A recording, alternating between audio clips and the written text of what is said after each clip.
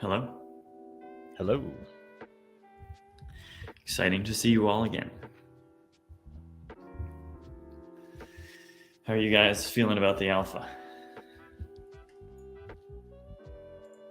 Pretty good. Chat seems excited today. So I think today we're going to start off just by taking a look at some of the alpha stuff people have been making. Kind of a little bit of a review there. Then we're going to go over some Q&A. You guys have posted a lot of Q&A. I don't think we got to any of it last time, so we're going to get to it this time. That should be pretty exciting. And then we'll talk a little bit about the future after that. Good morning, all. Give me more alpha. We had a lot of fun. I'm glad. What was the most fun thing about the alpha, would you say?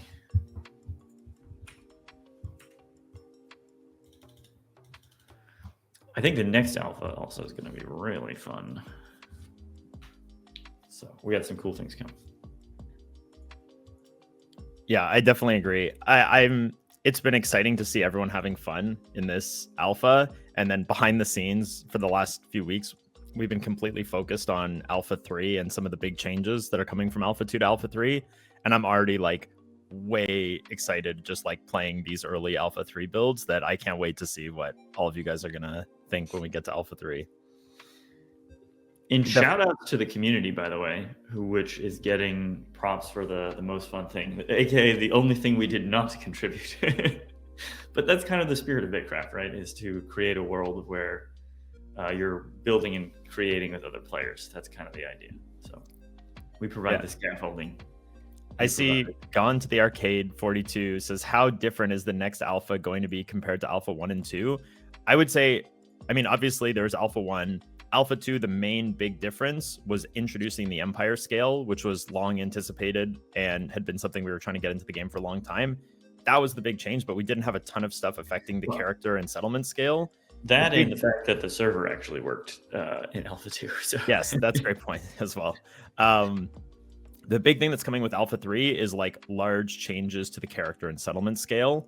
I think it's probably a lot of stuff that people are anticipating after Alpha 1 that we are just like, our production timelines are a little bit ahead. So the stuff that a lot of the stuff that we got as insights from Alpha 1 is coming now in Alpha 3, especially at the character and settlement scale. And so I would say, to summarize the changes, it's basically disentangling the progression of the character and settlement scale, introducing a lot more adversity and skill expression into the world, in terms of like threats and defending settlements and more survival mechanics, but also having a clear character progression of like how you build your character that's not just directly tied to leveling up a town, and making it a totally viable way to play the game for the majority of players to not even have a town, just be a big update. Yeah. So sounds like a lot of stuff, and so far the way it's like manifesting in the development builds, it's playing really well. I would say the team is like really happy with the direction it's going so far, so I'm excited to see how that continues, and really excited for everyone to be able to play it in the future. Yeah, it's gonna be rad. Let's get a little survival into our survival crafting MMO. Sounds fun. Sounds more exciting in some regards. But it also, I'll note that like adversity in the wilderness makes the wilderness feel wild, and it makes your settlement feel much more cozy, right? Because the big bads can't get you there. So that should be fun. You want to take us around the game world a little bit, Carter? Sure. Yeah, I think if we want to transition over to the screen share. Oh yeah, we've already got it. Okay. And then the other thing I just want to pull up here, I have some notes. I have to say I'm very impressed with everyone with the level of work that some of the groups put into the Empire Blitz event. I took a look before we announced that was starting and looked at kind of the status of many of the empires. And I think there was only one empire that was meaningfully over like 100 or so territory. And now we've got at least like 10 that are all over 100 and several in the like few hundred, which is pretty impressive to see. I'm definitely curious what people's feelings were around the changes. If we feel like, obviously the main thing that changed was the reducing the supply amount of the Hexite capsules. I think having empires be this kind of fast pace is maybe like too quick and too crazy. But maybe that was a little bit too difficult in the first place. And so there's been some good insights from doing this test as far as like how we balance that for the future. But really cool to see like even just all the groups morale and kind of rallying of the troops to like really push on this event. It's been really awesome to see. I honestly didn't expect how big some of these empires would get in just a few days. Earth empires, I guess. Yeah, it's basically Earth empires. That's a great way of putting it. I'm kind of curious to the players. Obviously, this is not really a super high priority, but in the future, we'd like empire territory to be per tile rather than per chunk. Curious to know what people's thoughts are on that. Is that something that would get you like super hyped? Or do you want other cool things like banners and custom emblems and things like that? Although now I realize I've asked 2 questions, chat will say yes, and I won't know what they're talking about. Cool. So I think, I guess maybe behind the scenes, Alessandro, if you'd be able to pull an updated list of the Empire leaderboard would be great, but I'll go off of the one that we pulled an hour or 2 ago. I'm guessing this hasn't shifted based on the disparity we see here, but it looks like in first place for the Empire Blitz by far is the Whispering Wastes, which laid claim to the entire desert, wow, as we can see over here. I actually wasn't super familiar with this empire until we started planning this event, and I noticed that they had just quietly claimed the entire desert as part of their empire. Yeah, not just the desert.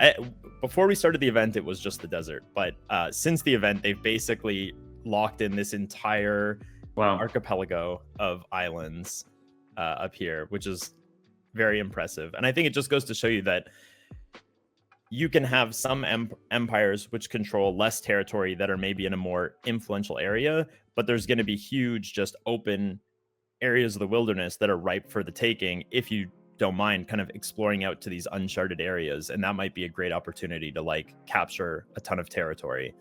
And so, yeah, very cool to see, and definitely props to them. We'll go maybe check out their capital. It looks like their capital city here has a population of only 9, which is quite impressive. All right.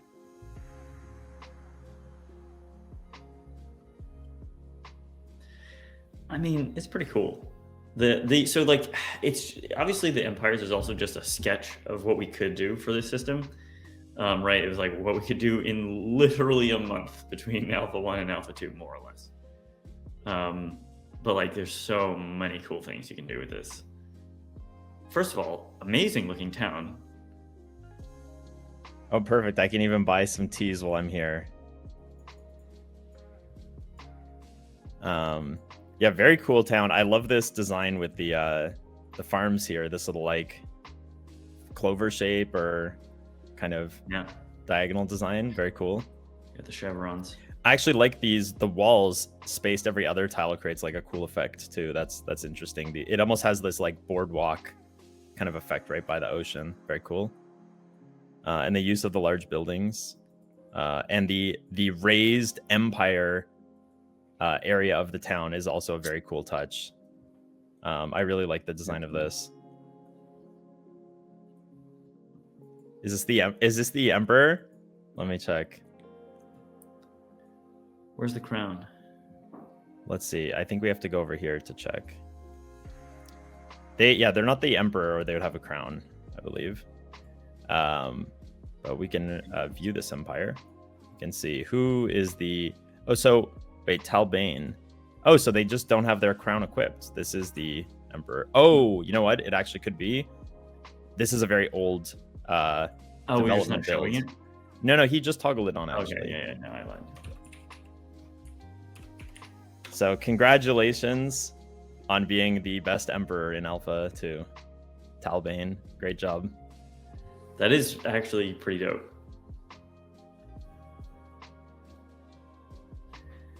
Go ahead and get my talent. There's some fun things we've considered doing. I don't know if should I spoil it, Carter, about like Emperor emotes that we could do? I mean, you can speculate about what might come in the game. I won't stop you there. All right. Well, it might be fun if an emperor could have an emote that would make everybody near them turn and bow. That would be pretty fun. Maybe dependent on the radius of their the size of their empire. Determines the radius of the bow. That could be kind of fun. Cool. So it looks like the next biggest empire is Ducado de la Luz. So let's go check out where that is. And just, I guess, for context here, or for kind of scale here, the Whispering Wastes reached a size of 1524, which is, I think, almost triple second place. It's certainly more than double second place, which is quite impressive. So let's see if we can find. I'm actually not sure where this empire is. Carter, do you think we'll ever have laws within empires? So sort of. I think informally for sure. I think whether it becomes a formal mechanic, we'll have to, I guess, see. All right, looks to be this one here. They also had a similar strategy of going to the wilderness and taking over a large swath of uncontested territory, which I commend as a smart strategy. Okay, it looks like this is their capital over here.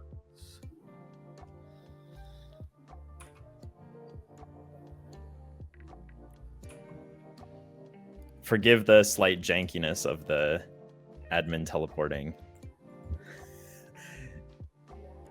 Is this actually the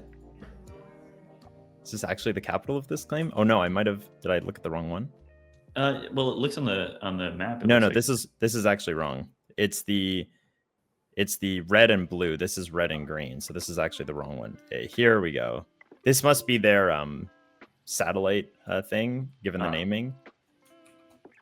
I see. This makes more sense. I didn't look closely enough. Now, this is what I expect a capital city to look like. Yeah, wow. Now that's impressive. Let's take a look here at this empire. They have 96 settlements. This must be backwards. 96 settlements and 1 watchtower. Obviously, they have more than 1 watchtower. I'll have to chalk that up as a bug. The Emperador is Bart 2, who may be here. Is right here. Congratulations, Bart 2, on your accomplishment as the 2nd largest empire in BitCraft in Alpha 2. It's exciting. Congratulations. First of all, also look at the town. Let's see. Look at the organization of this too. They've got all their tiered stuff all laid out in these chests and everything, and a nice kind of seaside town. Very cool. Do they have anything for sale in their barter stall? Nothing in this one. The barter stall called Nada has nothing in it. Who would have guessed? Awesome. Let's check out a few more. We've got a Weiwo. Not sure what the intended pronunciation of that is, but we'll have to see if we can find that one.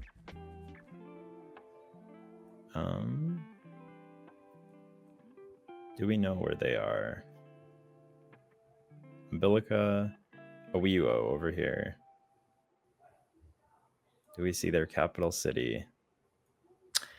So the other thing that I think we're missing a little bit is a way to see the world from afar, so you can get a sense of how big the empires are. For sure. This is actually something that we're working on for Alpha 3. I think being able to zoom out much further, and also having, what we're adding is a way that it will logically kind of hide smaller stuff and show larger stuff. So if you zoomed out all the way, you're going to be seeing the highest tier settlements. And the capital cities of the empires is kind of the furthest zoom. And then as you zoom in more, you'll start to see watchtowers and smaller settlements, and then eventually the ancient ruins at a high level of zoom. But as you can see right now, if we zoom all the way out and we go to a more busy area here, all these icons and territory and whatever becomes completely unreadable. And the way this looks in kind of the new version is extremely more clean than this, which I think is going to be a huge improvement. Big win. Yeah, I agree. Yeah, but definitely I agree that being able to just see the world at like a big distance, right now you definitely can't zoom out far enough. I think this is an artifact of the smaller worlds we've had in the past that we just haven't caught up with. Yeah, but also it diminishes the Empire aspect of the gameplay because you can't like see your Empire, right? Like Definitely. The whole point of it. Definitely agree. And it's cool. The thing I appreciate here is like we've gotten different empires in different regions biomes. Of the world. Yeah, like you end up getting these cool kind of different visuals with the biomes or with the different towns depending on where you have them. So Karthsidon says, is there a list for which capitals y'all are visiting? I've never seen the word y'all. That's an interesting word. Right now, we're going through the leaderboard of the biggest empires to just showcase the people who kind of won the Empire Blitz event. We might visit some other places later on the stream, but we're just going through those in order right now. Yes, we've got a list. Congratulations. We'll also post this leaderboard at the very end of Alpha 2, just to have like a final snapshot of the standings, because I think those people have earned their recognition. So congratulations, Swoom, on having the third largest empire. And I definitely dig this this settlement design. Yeah, it's a little bit more, it's less kind of high tier with all the decorations, but the layout of it gives this kind of cool like wilderness outpost kind of nature grove kind of feel with these two waterfalls and the little pond here. This is a very cool layout. Let's take a look. Yeah, this must be backwards. This 41 settlements, 1 watchtower is my guess. Nice.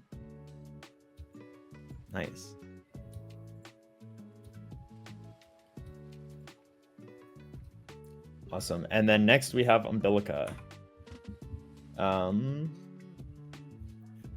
Which I believe was just to the east of here. Treetown was a popular request also. We'll get there, I think.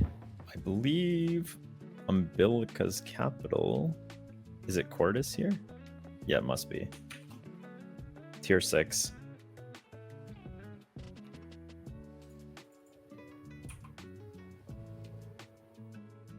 Holy moly. Wow. Now this is a city. We've got the, we'll start at the entrance here. So this must be the docks. And it looks like right now their home watchtower is in the process of being sieged by Chilling Place, who is on the leaderboard here. I think probably sitting around 10th. So they're definitely putting up a good fight against the top contenders. Awesome. So let's take a look inside here. See a lot of high-ranking roles of Umbilica, as we see here. Also lots of Empire foundries laid out around the town. Here's the question: is the claim in the center of there, or that's just a nice pile of trees? I see. Where is the claim totem? Oh, there we go.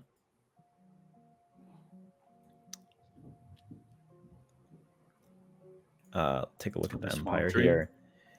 Yeah, so we have the president, Kieran. So I'm not sure if Kieran's here. Let's see, Kieran. Maybe no. I don't think so. But congratulations, Kieran. I will bow to your totem in your stead. Congratulations on being the 4th largest empire. Umbilica is a very dedicated group of players. Yeah, and my understanding is they were kind of taking a laid back approach later in the alpha, and then when they heard about the Empire Blitz event, they really rallied the troops to come back here. And I believe their empire was at 100 2 days ago territory size, and now I believe it's around 300. So quite the expansion in the last few days. Look at the outfits too. People have got some very high level and interesting stuff going on. Yeah, And we can see just the member list here as well, seeing how substantial the size of this town is. And then next we have Ludens, which I believe is nearby here, actually. Ludens Main. Is this the capital of Ludens? It is. Tier 6 as well. It's also interesting because I think one thing about empires is it's not always that the largest is location also matters, right? So location and economy too. That's kind of an interesting thing. So definitely, I think it's a good point. Like, we're going through these in the order because that was kind of the spirit of the event of like who can capture the most territory. But realistically, the largest empire might not be the most influential or the most kind of important or sought after in the world. It might be the empire that controls the most valuable territory or the most civilized, kind of built up areas of the world. So I think it'll be really up for players to decide how they value and recognize different empires. Also, I appreciate the flex here of these people all walking around with Hexite capsules on. Very interesting. That is awesome. And so let's take a look here. We've got Ludens Empire, and we've got the founder is Hex the Blacksmith. Got quite the contributions here. Lots of ongoing disputes as well. Yeah, quite impressive. And also another interesting town we got here. Another kind of dock area set up. People really like using these plank pavings for their things. And again, another use of these like single wall posts to kind of create that boardwalk effect. I actually really like that. I think that's a cool design. Who's hyped for actual boardwalks, like building actually into the ocean? Is that a thing you guys want? I don't have chat open right now, but you can tell me what they're saying. We've got, we could use some proper buildable piers. 100% yes, please. 100% yes. Yeah, we want ports. Yes, yes. Bridges, yes. Piers, please. Yes, yes, please. Build an actual jetty. Yes, yes. Ocean, no rivers. Yes, yes. Let me dig water channels very loudly. And also, yes, very loudly. Bridges and docks, yes. All right. Well, we'll give a bow here for Hex the Blacksmith and all of Ludens for succeeding in building this empire. And then I think maybe we'll do one more, and then we'll go into the settlement side of things. This is where it'd be good, Alessandro, if you could confirm if this is still the ranking. Okay, so let me take a look here. I'm Real Now also says we had to get creative. What I do want to call out is you guys have been so much more creative than we even imagined. I remember was it the first alpha or was one of the pre-alphas? People made a giant table out of like little other crafting tables, which we had never even considered people would do. Like we were so focused on just the functionality of things. I don't think we gave enough heed to the aesthetic stuff, and that's something we're working on for sure.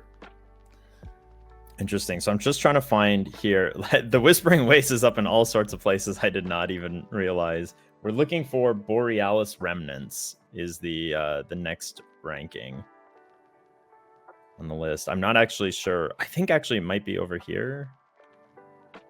I think that's no. That's Pirates. France. Python.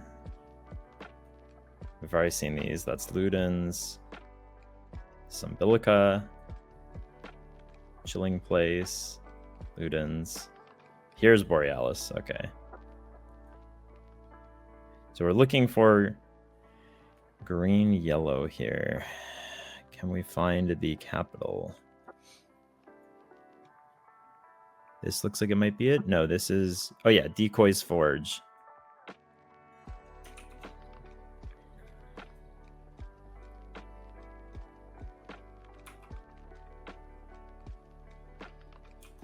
Oh, Decoy's in the chat.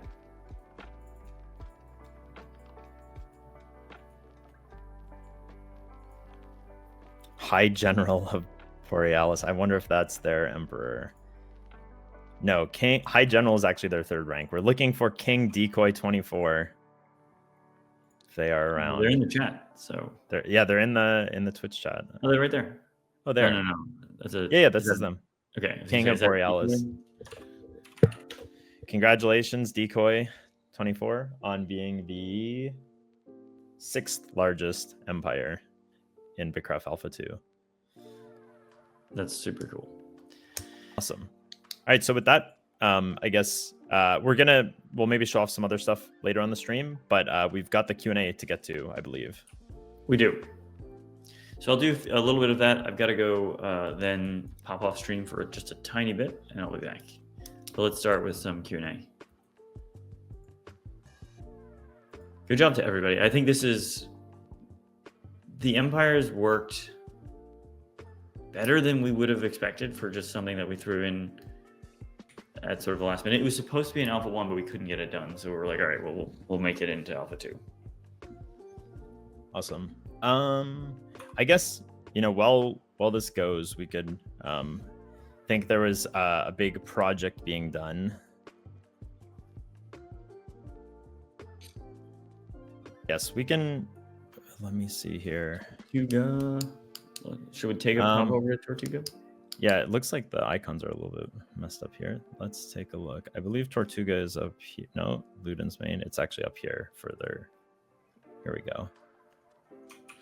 Yeah, so I think, let me see here. I believe, so in the kind of biggest claims, we already saw Ludens main in the Empire review. I think we saw Umbilica Cordis. We saw Aldea de la Luz. These were some of the top kind of empires that were also the top claims, but Tortuga was another claim that, although they didn't make it onto the top of the Empire leaderboard, they are one of the 3 tier 6 claims in the entire world. So quite the expansive town, as we can see here. I love the boardwalk. The boardwalk is genius. Yeah, this is an awesome setup. I love this. I'm not sure what this is supposed to be, but to me it looks like an axe. A little like mithril rune axe, maybe. Could be a hammer. Probably Thor's hammer, maybe. Oh yeah, Thor's hammer. That must be what it is. Mjolnir we've got here. Okay, beautiful. This is quite the decorated town. I love these Has these Thor roads. seen this? Great question. You guys? Because yeah, maybe feel free. Someone can clip this, send it to Thor, see what his legacy has been left in. You got to show him Thor's hammer. I think he's going to enjoy that. Right, and then I believe Tortuga also has quite the elaborate farm setup over here. Pretty impressive. The one thing I will say is I know people definitely took advantage of these what we call spiderweb claims, where you're like leaving all these holes. This is something that has been changed but also rebalanced for Alpha 3. So your claims maintenance cost is gonna go up dramatically if you start making these like snaky spiderwebby claims. But at the same time, we've also balanced stuff. I think the reason people were doing this was because the maintenance cost of the claims was just too expensive, and so we want to fix people building these weird claims because it's not really in the spirit of, it allows you to do some tricky stuff to like encroach on other people's territory in kind of an unfair way. And it's not really how the claims are supposed to be made. So we've got a system called claim stability that's going to balance that out. But we also want to make sure that with that addition, that we balance this to a much better state where players can have these sorts of settlements and actually be able to maintain them and actually be able to reach that cap of tiles as well. It is preposterously impressive. I mean, look at this. It's crazy. And is this a border wall around the entire settlement? That's insane that you guys built this. And you paved under it too. And you flattened all this too. That's insane. Can you walk around it? Yeah, let's take a walk. So the other thing too is we got to get this stuff like better reflected on the map eventually, because how cool would it be to see like a wall, built around the map? It's tricky because of the tiles, but I also appreciate that like this used to be an autumn forest and it's completely deforested, but all of this forest in here is basically man-made. This is all planted trees in here, basically. That's amazing. And so the other thing I'll say for that is we definitely got a lot of feedback around the respawning of resources. To some extent, the resource respawning is working like as designed, but we've been able to see how this has impacted the game and like reflect on that design. And so we're keeping some aspects of it the same, but adding some other aspects that I think are going to make the way resources regen feel a little bit more fair, and that, you know, there can be some still senses of like supply and demand and incentives to go to, you know, biomes that are rich with resources when other areas of the world have been kind of depleted, but also not making it so kind of game breaking when like an area just gets cleared out and it basically stays empty forever. We definitely want to address that aspect of things right now. Ludens Empire Foundry, amazing. Yeah, very impressive. Cool.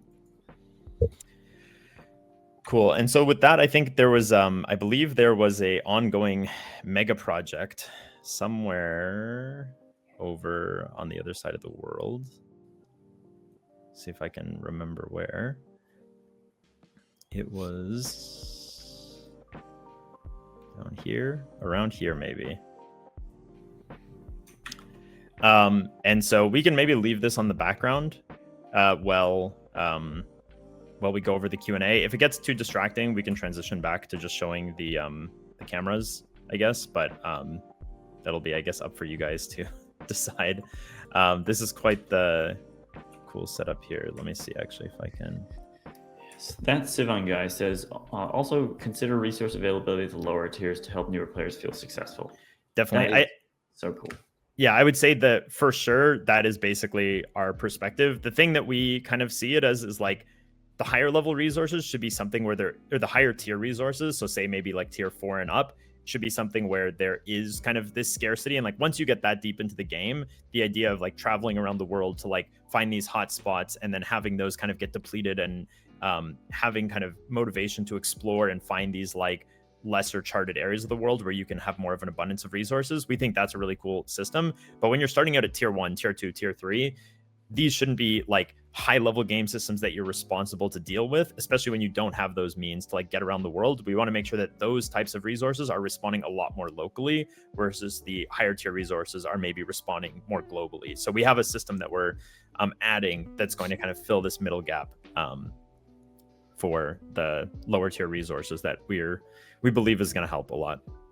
Who said I don't think he's here? Because you're literally showing up on stream, Ryguyver. Lupin said Dev's here, and then somebody said on your stream, I don't think he's here. Cool. Do you want to jump into that Q&A, Tyler? Sure. Yeah, that sounds good. Let's see here. So we've gotten some questions in Discord. We wanted to answer them. We didn't get to them the last time. We'll start from kind of the beginning and we'll just go sort of quickly through them. So we've got here Milo, who asks, will you make the day-night cycle 24 hours? You want me to answer? I do. Cool. So right now, the day-night cycle is, I believe, 1 real hour is 1 real day.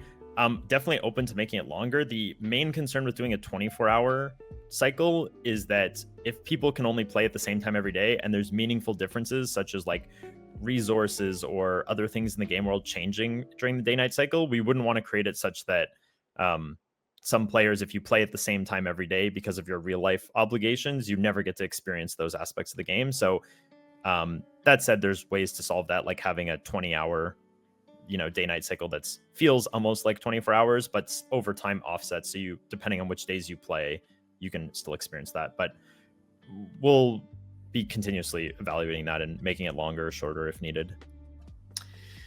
Okay, we got another one from Raldpike, possibly. How are trading options visioned in the future? I think it can be a lot of fun, and I'd love a messenger. I love being a messenger. I assume like a merchant that carries goods around, but there has to be a good way to do this. Eve style, maybe. So before I ask Carter this question, I'm just going to throw out that this is a super deep question and it's something we've talked about for a long time. So clearly trade is not happening at the level that we need it to be or want it to be in our game, and there's going to be a lot of things that we're going to do with that. But that said, Carter, how's your answer to this question?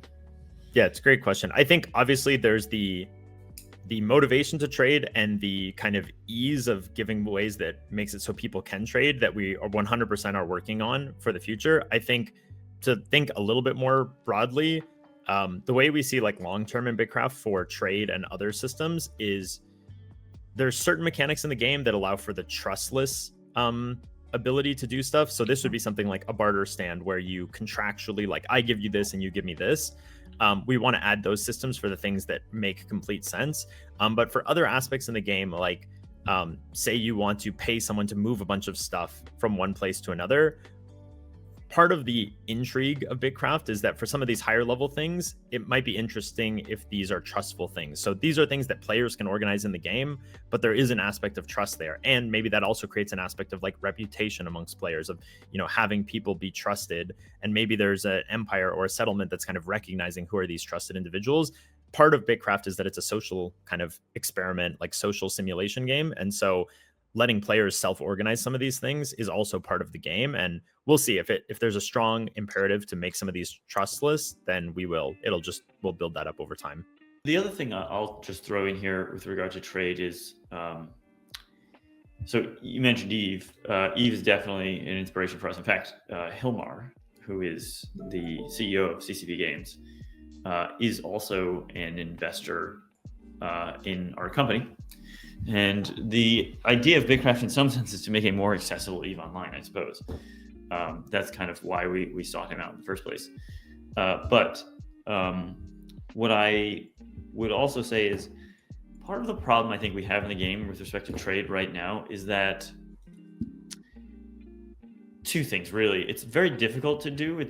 We don't give you a lot of information about where to go to trade, and that makes it tricky. That can be solved by increasing the density of players somewhat. But the other important thing about trade is if you have a town that is the same in some sense as every other town, because you all have the same high-level players, it's difficult to make you want to trade if you can just go do things yourself. So we'd like to try to set up a way for towns to be specialized themselves, so that it's better for you to go trade with a town than it is to just go do it yourself, right? So that's something that we're kind of thinking about as well. Okay, we've got another from Ardenak. Are the recolorings for T2, Tier 4, etc. going to stay, or will they get their own unique models? Yeah, this is a good question. It really just comes down to how we want to use our resources to make the game better. The plan has always been long-term to have unique models for every tier, but part of the evaluation we made is, hey, we could get more vehicles, more mounts, more tiers in the game sooner by adding unique art that allows us to add that content at the cost of doing every other tier as a recolor, or we could spend time having less tiers and less content in the game and having a unique model for everything. I think we made the right call in trying to focus our art team's resources on stuff that lets us add meaningful stuff to the game. And, once we have the traction to be able to grow our team or the time to be able to circle back on these things, then we definitely want to eventually get to them. Yeah, I mean, we were trying to make the game more fun, and then we'll make it more full, if that makes sense. We've gotten some comments in chat about supplies as currency and the fact that the currencies need to be removed from the system to hold value, otherwise it just piles up. Just a quick comment on that. Yeah, I think the currency, there's not a lot you can buy with it, so people are like, why do I want this? I think we plan very much to create more demand for the currency in the future, so something that might help. Let's see. I noticed that going past level 100 still increased my crit rate. Does that mean you can eventually get 100% crit rate eventually? Kaizuto. Also, you're insane, but in a great way. Yeah, I think two things on that. I think past level 100, it's meant to be kind of a soft cap. I think the balancing of just like how long it takes to get level 100 is clearly off. I think we want reaching level 100 in just a single profession should be something that takes many months, if not like close to a year of kind of active playing focused on that. In our mind. So as we're going forward, we're going to be kind of balancing these things. And then also I would say the crit system is kind of in a weird state where it essentially rewards you for like doing lower tier tasks the higher tier you are, which is almost like the opposite of what we want to incentivize. I think it's more likely in the future that the crit thing will be more of just like a static crit chance based on your stats and like kind of gear that really tailors towards crits, as opposed to being like an inherent thing that you just get as you level up. What's the reasoning for that, I suppose, Carter? It's kind of the thing I first mentioned of just, we want to make it so that higher tier players are generally incentivized to chase the higher tier activities that only they can do, which leaves room for what we don't want is like one tier 10 player is essentially outproducing like 50 tier 1 players by doing tier 1 stuff, because it removes their utility in the ecosystem of the game. Like, we really want to create a system where low tier players, which will inherently have more amount of compared to the really high tier players, are providing value to the game world. And part of the way we do that is by making sure that those lower tier resources are needed, but also that those high tier players can't just steamroll the output of like many low tier players. I think they should have obviously considerable more power, but they shouldn't be able to outcompete like 10x or 100x the amount of people below them. I don't think the current crit system puts it at that scale, but we want to just be cautious about the incentives there. Let's go to the next question from Bart2. Are you going to translate the game to Spanish? Will you add a rancher profession? Well, we got a couple here in these questions. Let's start with the first one. Are you going to translate the game into Spanish? When it makes sense, we're going to translate the game into all major languages. But we want to, I think probably that will come in beta or release realistically. But right now we want to focus our development resources on making the game, which is still in a very incomplete state, more complete, and kind of show that the game can be successful before we focus on kind of doing all the accessibility and localization stuff that definitely comes with having a long-lasting game. Drone Tech also mentions, kind of related to our last question, but low tier players will run out when you have a game long enough. That is, I suppose, true. There's a lot of people out there.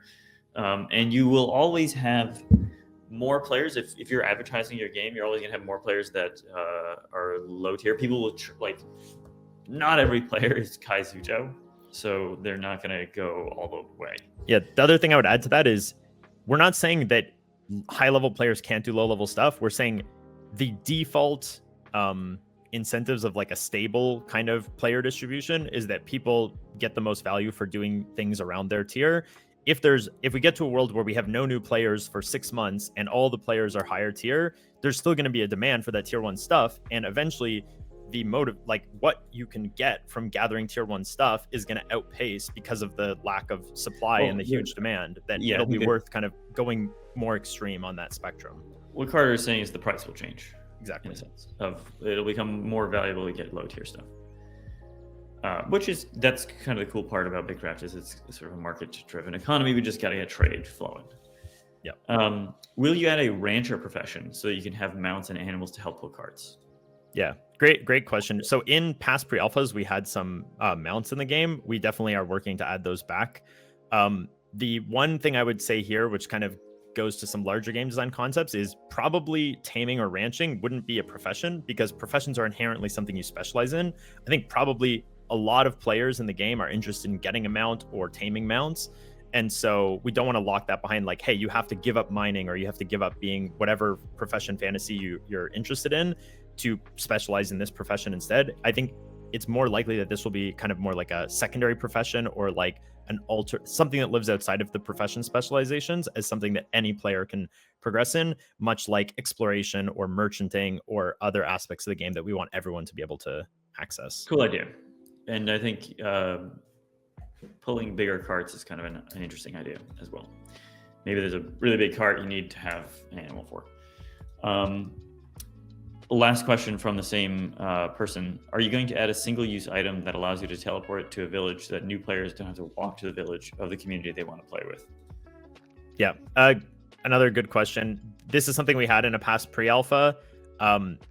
I can't say that it'll work exactly like this, but it almost certainly we will have some better way than we have right now to reach your friends at the beginning of the game. I think that's a given. We need that. could just do that. I guess how hard would that be engineering wise, just to do that as like we already have the functionality. Like there's already an item in the game that does this. The biggest thing is just around how do we balance it, and when's the right time to give it out, and how do we interweave it into the onboarding. I think we're already making some changes to the way new players spawn for Alpha 3 that I won't get super into, but we want to make sure that it is not more than a small bit of effort to get started with your friends from the very beginning. So that definitely is something that's on our mind, and we'll make sure that that is addressed in the future. Next question from Shira. Will you add more clothing and cosmetics for higher levels / from the NPCs? Yeah, this is definitely planned. It's been on the back burner for a bit as we've been pushing into other kind of art aspects of the game, but 100% something that we're coming back to and planning to add more content for. Cool. Gclef, the current game seems to have no real player skill expression, i.e. there's no way to stand out as a player aside from how much you play for the most part. Are there any plans to add this to the game in the form of complex crafting systems with better outcomes for good performance, high-level hunts that require player skill, not just character skill, to take down, etc.? It's a fantastic question, by the way. Yeah, I think this is something we've 100% identified as well since the pre-alpha, but it's become kind of front of mind in the recent past with Alpha 2. This is definitely going to be an area of the game that we're focusing on in the next few alphas for what we are adding to the game. We think it's really important that your progression in the game, both in the professions and other aspects, is that the sole aspect of how much you progress is not just a function of how much time you put in, but there's also like a skill multiplier of that. Of if you're highly skilled, you can progress kind of. I'd also add that like what we were trying to do with making it really character progression based and not player skill based was absolutely intentional for the professions. That's kind of the point, right? It's like there's really there's a lot of discussion about this online about like whether,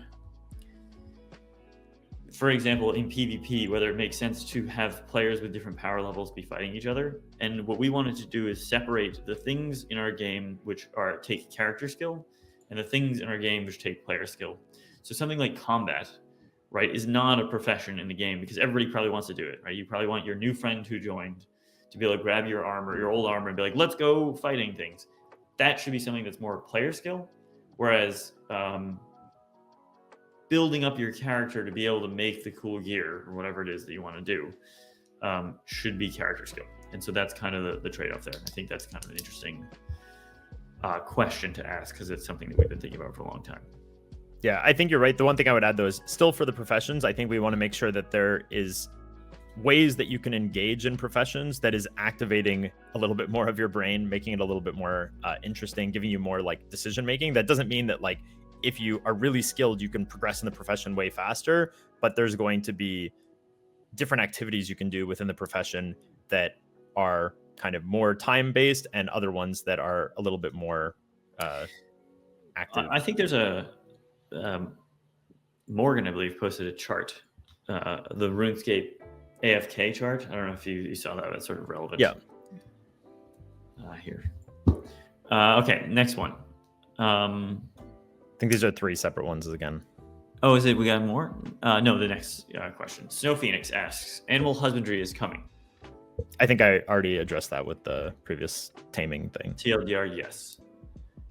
If you reduce the hex gaining rates, why didn't you reduce the cost of skiffs, carts, power cores? The amount of hex is absurd if you only get a few coins per run. Yeah, this was by design. I think if you're curious to learn more about this, we posted a bit of a write-up in the announcements, I think, for like why we did this. This was a temporary experiment to like kind of correct the course of Alpha 2. It's not planned that these will be the sources and sync rates for the future. In fact, we've basically done a hard reset on everything that gives or costs hex coins in the game for Alpha 3. We're basically starting with a blank slate and just rebuilding that in a more intentional way. Yeah, let me provide some context. So the sources and syncs were way out of balance for the hex coins. So basically it became super easy for you to get a crap ton of hex coins without actually needing them for anything. So people were accumulating them. So the idea here was there's a set of players who gathered a bunch of coins earlier in the game that aren't really using them. And there's new players that are joining the game. And there are things that they can buy with Hex Coins, but they're not going to have enough Hex Coins. So instead of having to get Hex Coins by going on runs, they now would be required to trade with other players to get Hex Coins. And those players are like, sure, I've got 1 million Hex Coins. Why? I'll give you a couple. That was the idea. It was to see, could we induce trade by keeping the demand the same while reducing the supply, so that you had to go to other players to get coins rather than to go through runs, if that makes any sense. Whether it worked or not, I'd be curious to know if what players think. We have that as part of the survey, I believe, if I remember correctly. Do we have that? Yeah, we do. So two things, I guess, just building off what Tyler just said. So one is we have 2 surveys out for Alpha 2. One survey was sent out, I think, 2 or 3 days ago that's specifically on this Hex Coin experiment, just getting people's thoughts on this. I would say from my perspective, having not seen the surveys yet, I would say that I think this certainly increased the motivation to trade. But I think one of the biggest things we identified from Alpha 2 is that the biggest thing in the way of trade was not a motivation to trade, but actually the friction and like the ease of trade not being in a good spot. And we primarily attributed this to visibility. I think like if you don't know what trades are available where, without like physically walking there and just inspecting every barter stall, it puts you in a position where like the effort to go through just seeing if a trade exists always exceeds just getting the item yourself. So we've got some very interesting comments related to this in chat. So for example, we got one that was in the last 2 days, let's see, it did not work from Dynamo and Address. Also, Jisaku says, presumably this is the amount of items that they had, 70 million coins, more or less. Rue the Less Monster says, it was too late to do it, in my opinion. Yeah, I think... Len said, it worked in my Northeast market, but it was only about 20 people. And then, yeah, Hex Survey was good.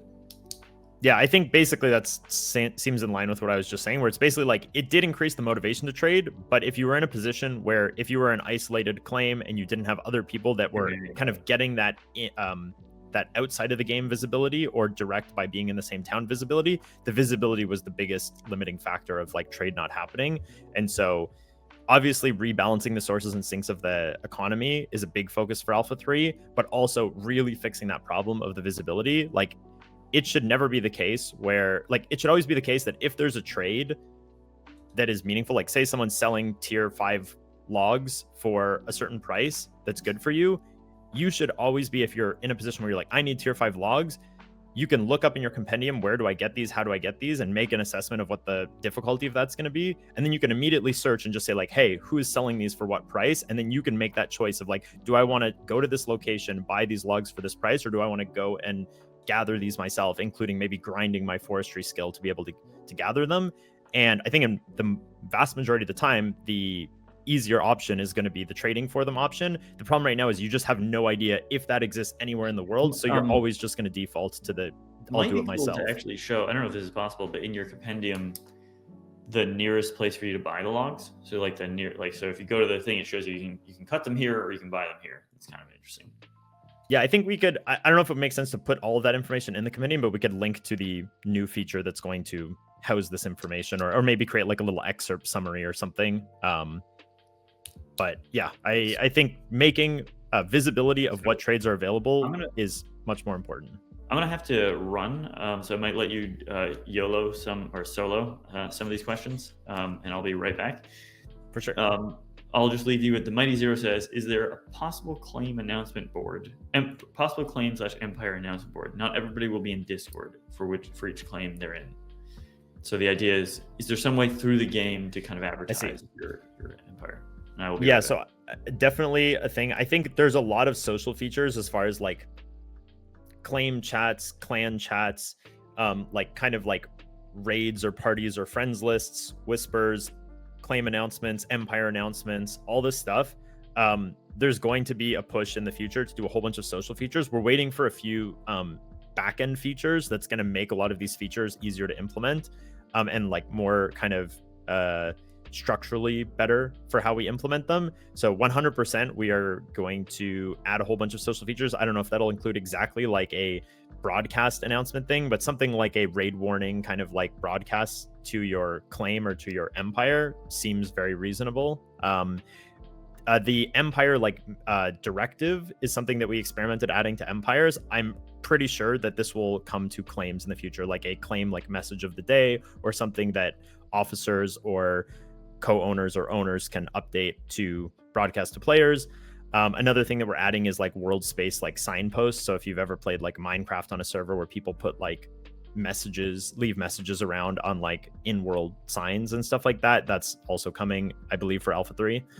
So I think the ability to communicate, especially asynchronously, will add a lot to the game in terms of like organizing around settlements and communicating between players. The next one is, are new tree saplings get added like tier 5 and tier 6? Almost certainly yes. I think it's possible that we might introduce some more limitations on like not letting you just like infinitely spawn kind of like other biome resources in a new biome, but definitely the plan is to like add ways to plant other trees, something like that. In your perfect version of the game, how long would it take a group of 5 to 8 players with average play times to complete tier 10 research? This is a good question. It's basically impossible to answer right now because of the nature of the changes that we're making to the settlement and character scale. And so I think the big thing is basically we're making it so that like your character progression is very different from like a settlement's progression through the tiers. And obviously there's a relationship between characters and settlements and how they need each other. But for the average player, we'll say like, I don't know, 70+% of players, they should not be caring at all about what's needed to like advance the settlement. They're purely going to be oriented on like how do they progress their character through more dimensions than there are right now. They're going to be focused on that. And in the process of doing that and achieving their goals, they're going to be interacting with settlements, but at a much larger ratio. So we imagine like most settlements, like to run a successful settlement, that you are really meaningfully trying to like scale up the tiers and scale and kind of build out. You're going to be having lots more players kind of coming through there. We'll talk a bit more about this in the future for Alpha 3, and we've also talked about it more in the previous stream, which I think there's a VOD uploaded for on YouTube, about like how this is changing in Alpha 3. So go watch that later if you want to understand. But I would say for right now, in general, like reaching tier 10 research should be like a multi-month endeavor for the largest groups. For a smaller group, it might take considerably longer, but that doesn't mean that you would be cut out of accessing that highest tier. We're making it a lot more open so that you can visit other settlements and leverage kind of their research, and then go back to your own settlement, and kind of there can be a interaction more like that. Settlements are meant to be more like guilds. I think like not in terms of the functionality, but in terms of like the place they sit, in terms of like the types of players that are engaging in them. If you think of a more traditional MMO like World of Warcraft, a lot of players are not really like in a guild or doing like active raiding. That's more of like a core activity. And I would say like the people that are in these like large competitive guilds, this would be more like the people kind of running settlements in BitCraft. And then the average player is going to be a lot more like a player who's just coming into the game. They're doing some dungeon finder. They're trying to get their weekly chest, or their vault or whatever. And they're more focused on their character progression. And they might, join a raid or do some activity that interacts with one of these guilds. I think there'll be more interaction there than there is in a theme park MMO like WoW. But you can fundamentally just like come in and play BitCraft and not worry about building your own settlement and just still play your character. That's kind of what we're trying to shake up for Alpha 3. Are there going to be more than 6 tiers? I think that's maybe already answered, but the answer is there's going to be, the plan right now is to make 10 tiers and to have some kind of end game progression beyond the 10th tier to give like an kind of infinite long-term replayability there. And so the goal is to add another tier or 2 in the next alpha. Any plans to have higher tiered tools plus profession level, higher drop rates for lower resources? I believe it would help stimulate the economy for some player who can afford to trade with higher level players. This is kind of already the case since we re-added the tool power scaling. Like a higher tier tool that has higher power is fundamentally going to gather materials faster than a low level player using a low tier tool. That said, we're going to be adding more dimensions to like powering up your character in Alpha 3. So there might be more aspects to this, but part of what I said earlier is like we don't want one high tier player to be drastically out kind of competing an order of magnitude more low level players. We want to make sure that like, you know, maybe you get twice as good or 3 times as good as a low level player as you power up.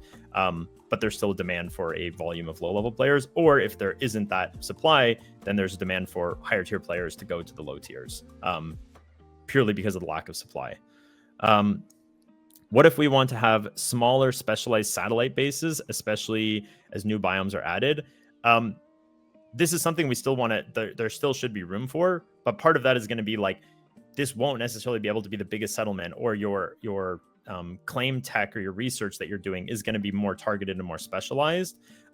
It also might be part of what, because building up a claim is going to be more of an investment, and it's going to be more of building up the claim that's the investment than the maintenance of it in the future. That's incentive for like, hey, if you have a main base in the center of the world and you want to have an outpost in this other place, someone else who wants to have their main base in that desert or whatever, they're going to be able to outcompete your satellite outpost because they're putting all their focus on that their main base in that kind of area, and so they might get more players kind of visiting that town and having that be more of like the place to be in that area of the world, that your settlement, your satellite base might kind of be pointless over there if you don't have a competitive reason for people to visit your settlement. You might be better off just using that other public town that is built up there. So kind of what we're trying to do is, I've noticed for several pre-alphas and the last 2 alphas, there's been this pattern of like settlements are more like clans, and they kind of trust all their members, and they have like a central settlement, and then they build these satellite settlements to act as like little bases around the world. There's nothing inherently wrong with that, but the way that we're kind of shifting the paradigm is that like investing in building up a single settlement is going to be a lot more work, and it's not just going to require, I mean, it will be possible to do like this, but it'll be much slower. The main way to progress a settlement at a reasonable pace will be to create a settlement that is widely popular, not just for your settlement members, but for public visitors.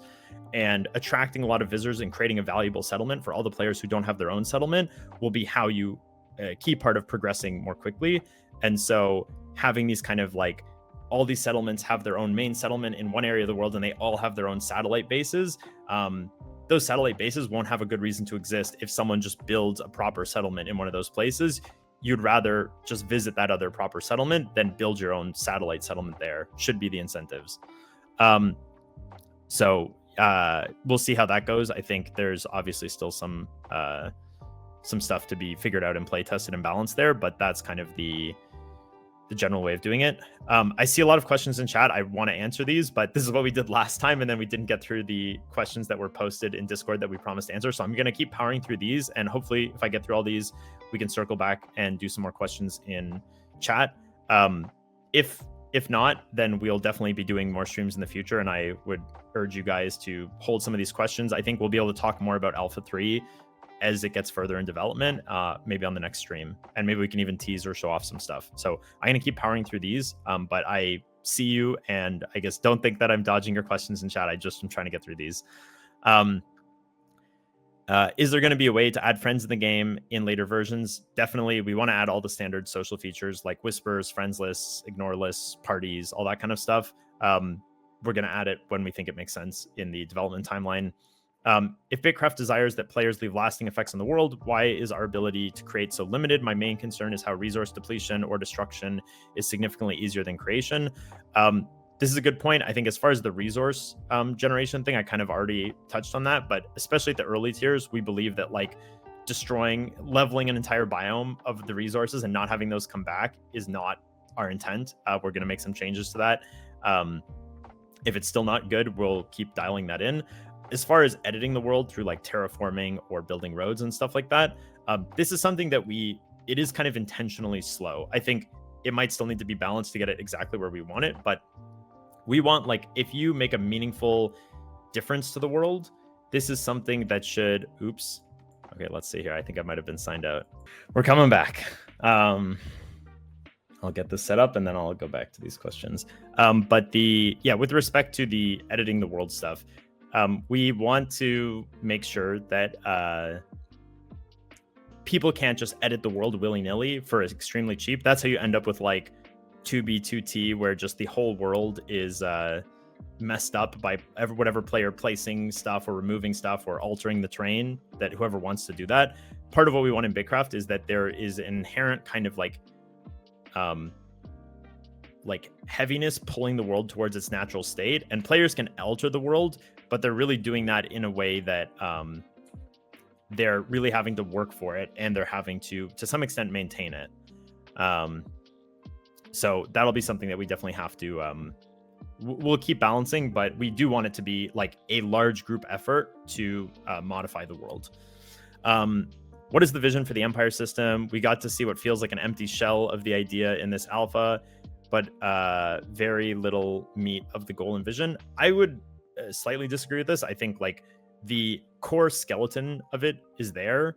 I guess this is kind of saying the same thing. So like the core skeleton is there. The whole point of this was that it was like a very thin slice of the Empire system that just lays out like this is the fundamental, like smallest version of the Empire system of what it's trying to be. And the plan is to build more features and content around that. And so the vision for the Empire system is that it is this like really high level, groups of players engaging in like subtlety and, politics and war. And the rewards for that is cosmetic, basically. It's who can have the status of being the best empire or the biggest empire or the most influential empire in the world, who are the, in-world kind of like famous characters that are players, basically, through the kind of player-driven history of the world. That's what it's intended to be. And so in the future, we're going to be building out more stuff with that. I think Tyler touched on a few things that could be coming, like Empire decorations in the world, like banners and flags and that kind of thing. Also building up more stuff around like the roles and ranks of empires, how character like kind of third-party observers can get involved in empires without being a trusted member, and also kind of what does it mean for empires to conduct kind of alliances and agreements and warfare against each other, making those systems more interesting and giving other players more of a way to show that off, I guess.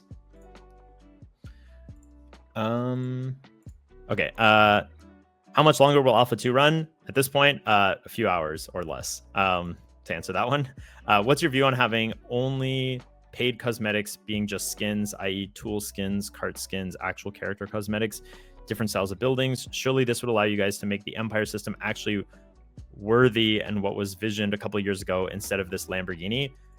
I think maybe Tyler could speak to that. I think you're back. But the vision from the very beginning was to have the original concept of Lamborghini was through the lens of empires being that. Sorry, what was the question? I was too focused on getting back into the stream. No problem. The question was, what's your view of having the only paid cosmetics being just skins, tool skins, cart skins, character cosmetics, different styles of buildings, basically character scale and settlement scale skins?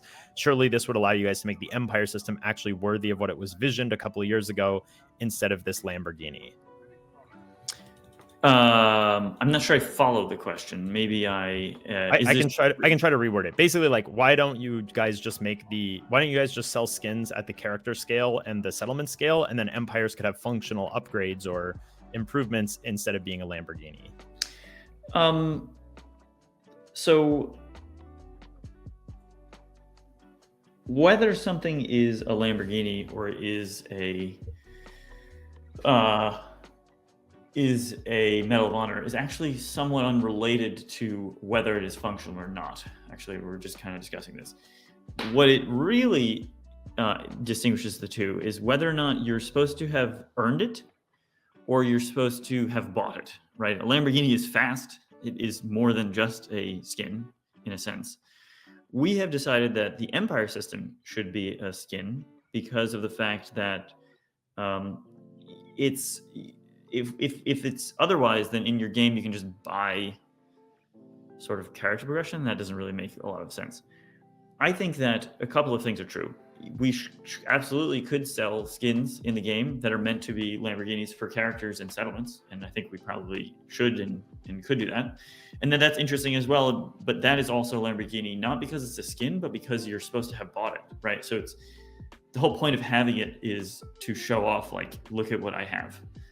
Whereas if you're thinking about something like a profession that you're supposed to have worked for, you should never be able to buy that. And so I think the problem with making empires anything more functional is that if it allows you to, if it can be purchased, and I guess you could make it not purchasable, but that was kind of the point of the system, then people can buy potentially faster skilling, and that kind of defeats the whole point, right? So we want to, the whole goal here is to separate our game into sections of the game that can be bought and the sections of the game that can't be bought. And when I say bought, I don't just mean with real money, but I mean with, like, hey, a bunch of items that I get. So, like, let's say you can imagine a world in which, hey, I do a lot of wood cutting, but then I can purchase like skill orbs or something in some other skill. And that is not the whole point of what we want to do. We want if you have a high level, that represents the Medal of Honor you have earned in that skill. And so that's really the driving force. It doesn't mean that you can have a Lamborghini that has no function, and it does not also mean that you can't have a Medal of Honor that is purely cosmetic. Right, so those two things are orthogonal a little bit. With details being that if you can buy something that has function and it allows you to go faster in other things that are supposed to be Medals of Honor, for example, this is a little bit silly, but, like, to take the analogy way too far, if you could purchase an Iron Man suit and that allowed you to get a Medal of Honor fighting in Afghanistan, to use a bit of a weird one, then that is arguably treated like the Medal of Honor shouldn't be based on whether you have the suit or not. Otherwise, it's not really Medal of Honor, it's really a Lamborghini. So that's really what we're trying to avoid. And I think the Empire system can absolutely be something that is super fun and interesting that people can play and show off what they want to do. And I think we can make it so that the towns and character scale has skins and all of that stuff. It's just that's how we distinguish. I don't know if that answers the question, Carter, but that is my philosophy that we're operating underneath. Oh, I can't hear you. Oh, but why can't I hear you? Okay, can you hear me now? I can't hear you now, yes. Okay, sorry, my mic was muted. I think what you're proposing here, Kieran, is something we could do. It's not like there's nothing theoretically wrong with it. I think it's not the general direction. I think from the very beginning, the plan was for empires to be Lamborghinis since the very inception of BitCraft and the company, I would say. And so I don't think this is going against the original vision for empires. And I think this is the way that we think it makes sense to go right now. If it turns out that it's not, then we'll obviously reevaluate. But yeah, this is, we'll keep that in mind, I guess.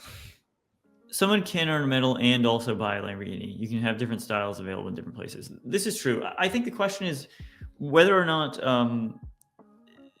if your question is, should an empire only be gotten through some crazy feat that you've done in the game? It's like, yeah, you can make everything a Medal of Honor in your game, but there's two problems with that. One, how do we make money as a company, right? We are developing this, we're feeding X number of employees. We need to continue to be able to do that. So that's one, obviously the most important and obvious one. But then there's also, yeah, you can do that, but then the game is really only for people who spend a lot of time in the game. Or depending on how you do it, could be a skill check. So like, or how skilled you are as a player. And a lot of players want to play a game more casually. Maybe they get something different out of it. Maybe they just want to be in the world and they want to just show off what they have, or they want to play casually like once a month. What we're trying to do is avoid that situation that happens in World of Warcraft where it's like, oh, either I can play all the time and I'm staying up to date, or I can play once a month and then they're going to give me some catch up thing so I can still play with my friends because I'm still on the same level, kind of. Like, that whole thing is all messed up, and we want to avoid being in that situation. We want people to be able to play the game how they want to. And our goal is to just give players different ways to play the game. So whether or not that should be the Empire system or a different system is unclear, but that was kind of the general idea from the beginning. Yeah, I think that's a good place to leave it then, maybe, just so we can get through a few more of these before we are running out of time. What would you say is the biggest success of the alpha so far? What's an area you'd want to work the most on for the next alpha? I would say the biggest success is like, definitely we were really impressed with how people dove into the Empire system. I think the event this week of like the Blitz and seeing how people did, I almost just wish we could keep it going a little bit longer to see like how it would evolve over time. We talked internally about doing like an Empire time-lapse visualization to see like how the world changed in terms of Empire territory over the course of the alpha. I think just like seeing people use the new system that was the main addition of Alpha 2 was awesome. For the area that we want to do the most work on for the next alpha, I don't know if this is the most work, but I would say it's like the most pressing thing to be fixed is just fixing the issues with trade. Fixing the kind of stability of the economy and the visibility on trade is one of the highest importance things. But in terms of what we're working on the most, I would say it's really about like bringing some more additions to the settlement and character scale, specifically in the like threat of the world and survival aspects of the game, and kind of combat and making the wilderness feel wild and the settlements feel civilized and safe is like a big area of new stuff that we're adding to the game.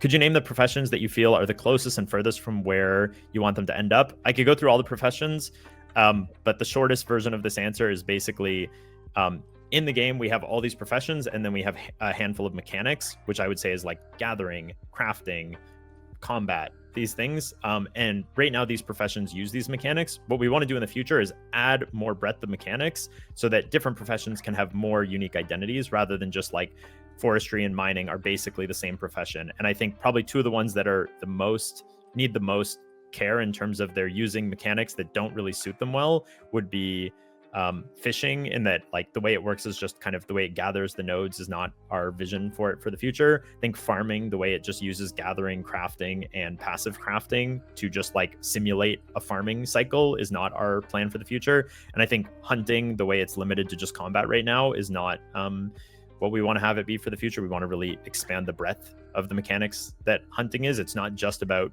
doing combat against animals, but it involves a lot more kind of aspects of what could fall under the hunting kind of thematic profession.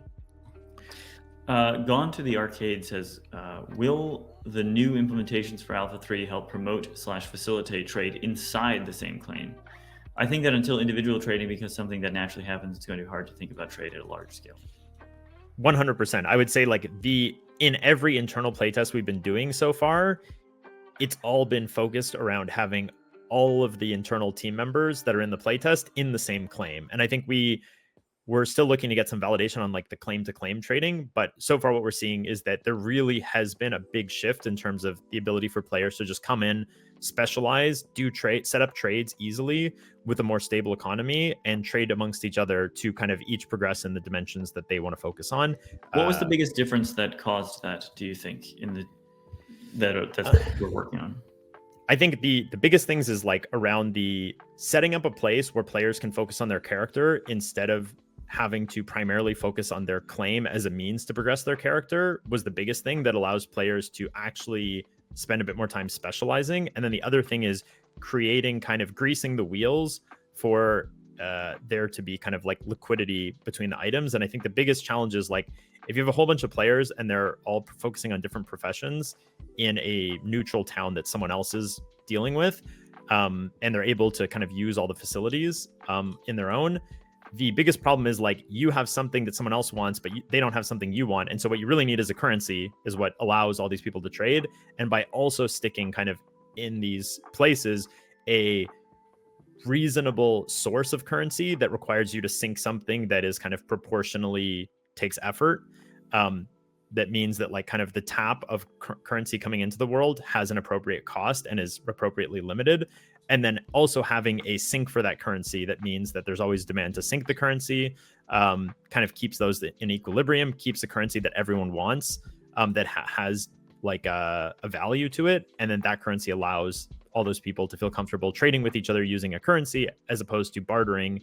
And that gets around the issue of not having the thing that someone else wants that you're bartering. You're not forced to barter in every situation.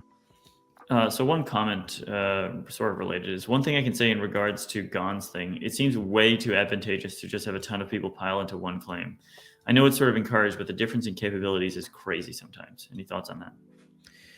Yeah, I mean, certainly in Alpha 2, that's definitely our observation. I think part of the goal here is that I think a lot of players ended up like creating claims because it was basically a necessity. If you're not in one of these trusted like groups or clans, the only way to progress in the game is to build your own claim and try to advance that. And when the progress of the claim is proportional to the amount of manpower going into it, you're basically like, it's like 1 versus 50 or 1 versus 100 in terms of like your progression multiplier. And so part of what we want to do is make it so that like a player who's just trying to play the game solo in a more casual way is able to progress at a reasonable rate by leveraging these existing large group towns. And in fact, like their kind of using of that town is maybe helping that town progress. And now you have this competition of like these settlements are competing with each other to like attract and create value for character focused players. And the character focused players don't need to compete with these massive settlements. They're kind of just focused on advancing their own character in the same way that everyone is. And so I think to summarize, you're saying the way we'd like to address that problem is by allowing characters to use and take advantage of the things that claims have without necessarily being a part of the group. Is that what you're saying? Yeah, I think that's a way you could summarize it. We got another one. Will there be more interactive mechanics added for the harvesting aspects of the game? For example, a mini game for fishing. I often find myself going off and doing chores around the house or playing on my phone while stuff harvests or crafts. Gotta say, not necessarily. I mean, that is intentional a little bit, that last part. But with that said, I don't know if you want to add anything to that, Carter. Yeah, I think like it's unclear if like quote unquote, I think when people think of mini games, they think of like they're imagining some sort of like quick time event essentially during the process of gathering. I think the thing that we tend to favor more in BitCraft is what I call like macro games. It's more of like creating a more dynamic kind of step process of doing your gathering. So like fishing is kind of like this right now, but the cadence of it is too slow, I would argue, of like you fish the bait fish, then you go turn those into bait, then you catch the medium-sized fish, then you turn those into chum, and then you go out in the ocean and you fish the larger fish, and that has kind of like the longest AFK time or like yield. I think creating more systems like this where there's more complexity around like doing a task that's not just like click and wait for 10 minutes, it's more of like do this, then do this, then do this, then do this, keeps that more exciting while not also creating this required burden of like quick time events basically all the time. That isn't what most players or all players want. I think we want to keep that open. The other thing I would say too is like part of what we want to have is a progression in the level of like AFK-ness of the game. I think to some extent we are trying to create a game where like there is the ability to like play it on kind of your second monitor in some cases, but how that advances over the course of the game, or having some activities that are like that but other activities that are a lot more active, I think is going to shake that up. And let me just jump in here for a second. We have somebody trying to use the bot to look at the alpha. It's not working. Do we know why? I'm not sure. Maybe Sime or Alessandro or someone can take a look at that in the background. Yeah, so we'll see. I mean, we have other people saying here, the thing is that kind of works in a weird way from what I've seen. At low levels, claims kind of draw players, and then the economy is kind of communism. But once you get past tier 3 or so, that kind of economy starts to become dysfunctional. I agree. And I think the idea really is that you should be able to trade. Like, we are not seeing people trade past tier 3. So the idea is, if I have a mechanism to trade with you, I don't have to trust you, right? Yeah. Whereas right now, you have to trust me. If you want. Yeah, I think right now we see all these large groups that are progressing the most quickly. They're all relatively trustful claims. Like these are claims where people are generally like sharing all the items in kind of a communist system, because we don't really have good means of like, there isn't a stable enough economy, there isn't that you can use a currency, and then otherwise you're just left to barter with everyone else. There isn't good ways that you can be a part of a claim or use a claim without kind of being trusted to some degree, because you know, you need to be given inventory permission to do passive crafting, and that means you basically have access to the whole claim. And so what we're trying to create is a system where you can have trusted claim members, but there's also a lot of access to the claim that you can just get as a visitor that allows you to progress and not need to be a trusted member of that claim. And then, I'd like to also just address what 08 says here. Now, I'll just play Factorio 2.0 instead. First of all, I'm sure that's going to be a great game. I played this game last alpha, and I'm not liking where the game is heading. If empires are just cosmetic instead of being player-made guilds, I'm not interested. I thought this game was going to be a great opportunity for being a wandering trader or making long-range trading caravans. But the game isn't there yet, and don't think it'll be there for any of the alphas if they keep disregarding that trading and traveling long distances suck. So let me address this backwards. Yeah, we're really trying on that. I think one thing that I've encouraged the game team to consider is overcorrecting. So we've been kind of like making baby steps towards making it easier to trade. And I think, we would like the world distance to be meaningful in the game, but I think we should perhaps overcorrect on that and just make it so it's so easy to trade. Anything short of really like an auction house, I would suggest that we should probably try to do that to just see if we can get that kickstarted, to do it a little bit quicker. So to your point, I think we got to address that. We really, really want to make long-range trading caravans a thing. That's kind of the whole point of BitCraft. We haven't been able to do it in the current alphas. We're going to get there. Believe you me, we're going to get there. With respect to empires being cosmetic instead of being player-made guilds, I think we should also have player-made guilds, right? Like that's a thing that absolutely should exist in the game.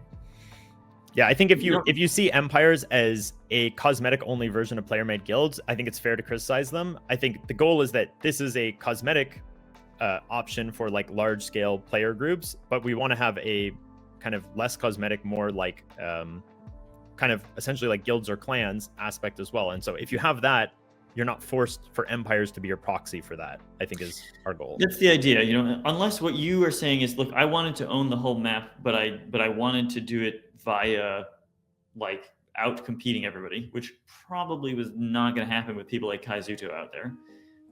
Or you're saying you want something that can either that's the case or it can't be done, right? Because only one person can have a big empire on the map, or one group of people at least. So it's very difficult necessarily. It's a shared resource, so only a certain number of people can have it. The dream of everybody gets an empire cannot be inside of space-time, inside of BitCraft, if that makes any sense. But yes, we want to address these problems as much as we can. I hope that we can do it fast enough for you. But I do think you should probably play Factorio 2.0 as well. Yeah, I would say give Alpha 3 a shot. I think we're making some big steps in the right direction for making trade a thing that's like very valuable and not so impossible to do. And I think hopefully in the alphas after that, we'll be adding more of these systems that give you a sense of like building up a settlement or having an alliance of settlements and having that be kind of separate from the empire is something that's interesting to do. So Kaitu's 320 says that's not what empires are, ? And I think what you might be asking is like, okay, so they clearly are, but they're around a different thing. It's around the prestige of the map rather than around the hard work of the empire. Although they're related, right? Like you can't just dump a bunch of money and make a huge empire. You have to also play the game.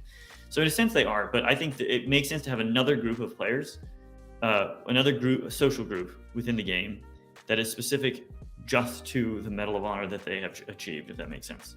Yeah, and I also think it's a way to socially organize, even if it isn't anything super functional, even if it is kind of a cosmetic or like a status or a social system, it's a social system that isn't having the baggage of the expectation of being an empire, right? It's like if you want to form a clan that's like all the fishers of this quadrant of the world, and you guys all have like a clan chat or a guild chat where you organize and help each other out, and it's an invite-only guild, and these people are spread across many settlements, there should be a way to create that without like forming that as an empire that looks like it has no territory, and you know you're forced to contend with like the weird rank system, or you can't invite enough people or whatever. If you just are saying like, hey, we're not trying to make an empire, we just want to make a guild of the Fishers or the Merchants Guild, or what, whatever social organization you want to make, and have a way to do that, and have features that are focused on the goals of that. We want to create that as a feature in the game as well for those types of people. Courier says, so I think right now the portrait system is partially the fault of the players, not just the devs. I'm actually going to disagree with that and say it's always our fault, right? I mean, players play. That's what they do. They're here to have fun, right? You can't... It would be weird to blame them in any way, right? It's our job to make the game be a place where they naturally do what they have been incentivized to do. And I think if we're not doing it, that's really our fault, and we're gonna address that. Gone to the archive, I'd say 40, 60 players devs. I would say 0, 100 players devs. I think the idea of their trading post, I like the idea of their trading post, but those two simple things not working: inaccessible timed crafting without storage permission, and lack of rental totems, just turned me away from the concept they suggested how it was organized. Yeah, so I guess to touch a little bit on that, the trading post town was like basically from the start of Alpha 2, we already had the ideas from Alpha 1 of what was wrong and what we needed to do to fix kind of the scale mixing of the game that we wanted to clean up. And the purpose of the trading post town at the beginning of Alpha 2 was to try to use whatever was in Alpha 2 with a little bit of kind of cleverness on how we could use the systems to try and validate this idea. And I think the results we got were very small scale, but they were indicating kind of the direction that we believed was possible. And so with that validation from the first week of Alpha 2 with the developer run trading post, we basically formalized these features. And so basically those two things that you described, we basically already implemented for Alpha 3. And so we're seeing in these internal playtests that it's working really well. So excited to give that a shot in Alpha 3. And I think as we add more stuff to it and polish it up more, hopefully it will achieve these kind of public trustless towns that we're going for. Also, K. Brarian makes a fantastic suggestion, in my opinion, which is I would call claims towns in the next alpha to emphasize their public nature to attract non-members. Right? If I walk up to a thing and says, oh, it's a claim, I'm going to be like, okay, somebody else's. But if it's a town, okay, now it's for me too. It's something I can go to. And thematically, it's really what we're going for in the first place. Maybe it starts as a village and it works up to a city. So city. I agree. I mean, we've tried to use the word settlement, but I think like conceptually, the claim is a thing that like an ancient rune has a claim around it, a watchtower has a claim around it, a settlement has a claim around it. But we've often overloaded the word settlement and interchangeably use it as like claim to refer to as like the whole settlement. Like we call the research claim research when really it should be town research or settlement research. And so I think framing it more like that, I think that's a good. We could also potentially go like change as you go up in scale. Change the word we use. So it could be settlement, village, town, city. Could be a thing. For sure. I guess just a few things, Tyler. So we're only about 40% of the way through the Q&A questions. I basically said when you were gone, like I'm going to ignore chat for a bit and try and get through these because we promised last stream we'd do it when we didn't get to them all. Or we didn't get to any, and then we promised we'd do it this stream. So I don't know if we want to try and power through most of the rest of these, or we want to maybe do a checkpoint and we'll do another stream in the future where we go over more. I also know that we're... What does chat want? Chat, do you want us to keep talking about what you're talking about, or should we go through the Q&As? Presumably chat's a little biased because chat's here and the Q&A people are not. But you know what? Chat's here and the Q&A people are not, so... I see people saying Discord. Discord. They want to do Discord. Okay, we'll get through these. I put everything that was in the Discord channel in here, so we're like 45% of the way through. I think we could move quickly through these as long as we don't get on. If there's any that require like a really nuanced long answer, maybe I'll star them. We'll give a short answer and we'll answer them in Discord, or we'll do them on the next stream. I'll give just a really quick short answer to this. While on the subject, I would also like to see the possibility of having more granularity and permissions, like renting a single slot from one of the crafting stations. So I know for the next day or two, I will have it available at all times. We are going to do more than that. We're going to do more than that to fix this. And I believe that's already in the works. Carter, you can confirm. Yes, I think basically we're moving towards a system where, I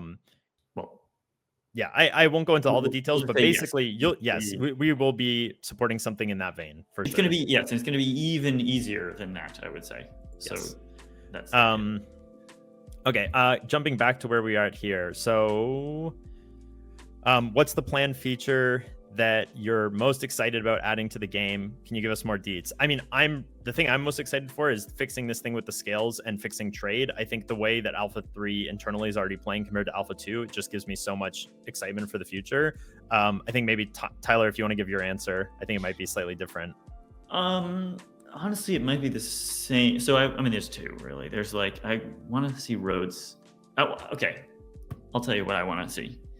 And they're related. So it's related to what Carter said. I want to see it so that players can make the world smaller by building up the civilization of the world. That's kind of the core idea of the game. So like if I can build a road and it makes our towns closer together because I can go faster on the road, or maybe I get some kind of fast travel or at least auto travel between the two things. That is what I'm super excited for. And I think that will make trade easier if I can go across from one to the other. I don't think it's sufficient though, but it is potentially helpful. That's what I'm most excited. And I want to see roads in the map. Yeah, definitely. At what stage will I be able to rep my lovely Umbilican flag, Empire Cosmetics in-game? I think we obviously just added a bunch of Empire stuff. I think Alpha 3, we're really trying to add a bunch of stuff to the character and settlement scale, but I think more stuff with Empires is definitely in the cards for the future. And I think some way to have like, especially like either designable emblems through a system in the game or just straight up UGC, like ways to import a PNG that gets like reviewed or something and then can go into the game as like a UGC piece of content is definitely something that we want to add. So in the future, can't say exactly when, but maybe beta. Kind of piggybacking off. Go ahead, Tyler. It shouldn't be that hard to do. It's just that we got to set up like a review system somehow, figure it out. Yeah. Kind of piggybacking off this and the no real skill expression comment as well. To me, it feels like once you get past the initial what's this do feeling, the game relies too much on garnering a sunk cost fallacy feeling from players to keep them going rather than a real goal to pursue. I'll omit the rest of this because there's like a lot of examples given, but basically I totally agree with this. This is a big focus for Alpha 3 of creating more goals that feel like they change the way you play. There are more ways to power up your character and power up your account as opposed to just do the same thing with bigger number and longer time. So I definitely agree there. That's definitely a focus for us. What would players expect from the game, from exploration? How will exploration be implemented into game mechanics compared to how it is now? Exploration's kind of been on the back burner for a while, but I think a big part of what we're trying to do in the future to create demand for this trade is these specialized towns, and also as a result of that in order to create that specialized kind of distributions of resources. And so I think, especially with the way the high level resources are going to spawn or rare resources, having explorers go out and find these high level resources and relay them back to the claims, or going out and charting areas of the world, we want that to be like a meaningful thing, especially in Alpha 3 when the world is going to be a lot more adverse, like more danger, more threats, more difficult to traverse in some ways. Exploring the whole world will not be nearly as easy as it is right now. This is going to be something that you're going to need to really prepare for to go out. At least that's the goal that we're trying to get to. If I mine Oromite ore in the Calm Forest, why do I have to wait for the Oromite ore in the desert to be mined before Oromite ore respawns in the Calm Forest again? I touched on this earlier in the Q&A. The general principle here I don't think is bad. Like, this is kind of part of the points of the game of like, hey, if everyone strip mines this area and nobody goes to this other area, we're going to spawn more resources, or more of them will end up in that other area to create a supply demand differential. That said, that shouldn't be happening at the lowest tiers of the game because it creates just a bad new player experience when you don't have the means to really get to these distant places. So we're going to be spreading that out across the tiers. So the lower tiers, you're going to get stuff more localized. The higher tiers, it's going to be more global. What are the team's biggest learnings from this alpha? What are some of the biggest technical and engineering challenges that are going on right now? I would say the learnings, mostly Alpha 2 has been reinforcing a lot of stuff we've done in Alpha 1, or a lot of stuff we kind of got tidbits of in Alpha 1. I think seeing the Empire stuff in action has been like a really validating, kind of interesting thing to see, and we're definitely excited to continue building on that.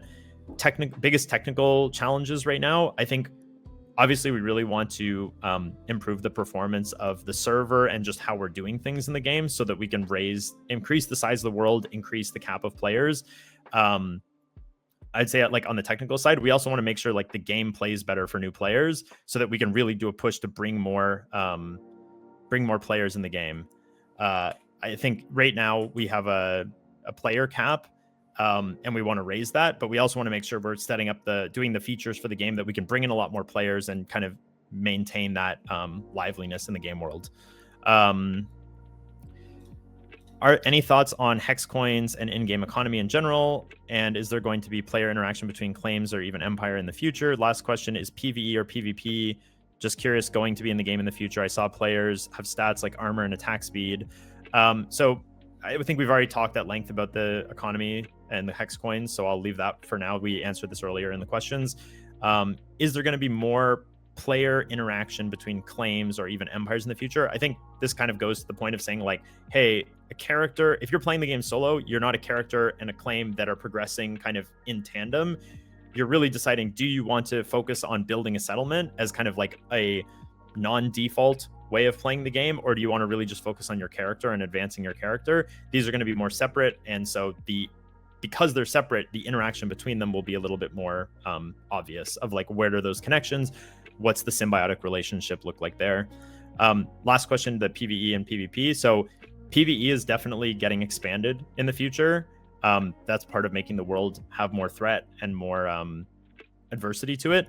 PvP, not currently planned concretely, but it's something that we're not completely against. I think it just needs to be done in the right way, where it's the risks and rewards are appropriate for how it's implemented. If there ever is PvP, it will only be opt-in. So Yes. It's not going to be like, oh, cool, somebody just came through and slaughtered my whole family. Yes, exactly. I think the best way that I could give an example of how PvP could be in BitCraft in the future is, for example, say when an Empire siege starts, it creates a radius around the siege where anybody who's a member of that Empire is potentially like flagged for PvP if you come within range of the siege. And what that means then is if you're trying to deliver supplies to the attacker or defender side, people of that Empire can like PvP each other to try and like steal the hexite capsules and put them in their defense instead of the attack thing. And so now like hiring mercenaries or having people guard you while you add the hexite capsules could be like an interesting thing for Empire sieges. But it's all, the only stakes are which Empire wins and loses. And the characters that are helping do this are not risking anything personally. And if you're just a bystander, you can sit there and watch the whole thing. Same kind of thing could be done for, let's say, like transporting hexite shards across the world. Maybe if there's a hexite caravan, you have to actually defend it as you bring the stuff over there, otherwise you can be attacked. You can do that on boats, you can do that on carts. That would be kind of cool. Yeah, I think basically the way we've talked about it is that it would be, if you're engaging in something that is inherently risky, which all PvP kind of is, or at least if there's something to lose, it's risky, then it's something that's purely opt-in and that also has kind of a reward that matches. But we don't want to create a system where like the best way to do something is to engage in PvP, and that forces players to feel like they must engage with the system if they want to kind of be meta, I guess you could say. So we're approaching that cautiously, and it's not currently on the plans. When is the next alpha? I just want to throw out one quick thing from chat. Nikira says, sea transportation was fine, land transportation sucks horribly. Just a quick question. Is that because of no bridges? Is that what you're saying there? Sorry, continue, Carter. I think it's probably a mixture of that and just the fact that the ocean is kind of like, you don't need to build a road in the ocean. We have rivers that generate at World Gen that are basically like free roads. And the cliffs and the like building a road and flattening it out and making it so you can bring carts along it is a lot of effort, and you basically get that for free with the rivers. Yes. But I think we do want to make sure that ground transportation and road is a little bit more on a little bit more equal footing with the boat travel stuff. Obviously, there's going to be inherent advantages to boat travel, but like bridges, elevators, stuff like that is something that is loosely planned. We're just figuring out the details of how it makes sense to go into the game, but also making sure there's areas of the game that you just straight up can't get to with river like water transport, and so building roads there, it might take effort, but it's going to be worth it once you do. The elevators thing reminds me of Before We Leave, which is a game I actually talked to the programmer one time. Solo dev made, and they have Hex tiles. I was talking with them about Hex stuff, and they have elevators. It's kind of cool. Check it out Before We Leave. Give them a shout out. Cool. The next question is, when's the next alpha? I'm not sure if we want to answer that right now, but maybe we'll circle back on that one. Next question, will new biomes or new terrain ever be added to the game after release? If so, how will it be handled? Will existing terrain be altered and claims in the area have to deal with it, or the map size will be increased? Excuse me. Definitely, we're going to add more biomes and new terrain types. I think there's kind of a separate question of how will the world be expanded. Definitely, we're not going to be like rewriting the biomes or terrain of the existing parts of the world. I don't think we're ever going to do that. If we're adding new stuff, it will be additive, kind of like appending to the edges of the world probably, or creating new zones kind of through some other system. But I think really that's going to be coming at a point once we're a lot closer to like the live version of the game. For the foreseeable future, it's going to be like the world is kind of set up for the duration of the playtest, and eventually the playtest will be lasting so long that we do need to kind of deal with adding to the world. But it's going to be it's something that we have plans for. Can we get more granular permissions for empires and claims? Can we have openable, closable gates? So the empires, I think, is already a big step above the claims in terms of the permission granularity. This is similar. This is kind of in line with what we want to do with empire or with claims in the future. Now that we've kind of prototyped it and like validated it with empires, I think there's room to make that even more granular on both of those fronts. And so I think it's just a matter of when this makes sense to do, but definitely we want to make this as granular as possible to let people do whatever they want to do. Open and closable gates, also definitely planned. I think we are working to do a few technical things to make it so that like if you actually close the gate and you're expecting it to be like blocking what's on the other side, that there's no loopholes of getting through it before we give you that expectation of this being closed and blocking something. But definitely planned and will be coming in the future. Will there be a claim showcase at the end of the alpha? I think we basically have already kind of done that, and I think we'll be out of time for this one, but to do more. But I think we showed off the top claims. Will things like roads or claims ever be implemented onto the map so we can see players affecting the map? Definitely, we want to do this. It's a bit of a technical, complex problem, but we're already invested. We have designs for this. We have technical investigations that have been done and are kind of still being done to figure out what's the best way to do this, both in terms of managing all the data and client performance and how we update that and all that. But it's definitely something we want to do, and we'll do in some form in the future and do as much as we can long term. With the recent funnel up changes, individual professions are more reliant on other professions to move their products forward. Yeah, go ahead. I don't mean to interject. I just want to also, we're having a side conversation with Zeros in chat. I see.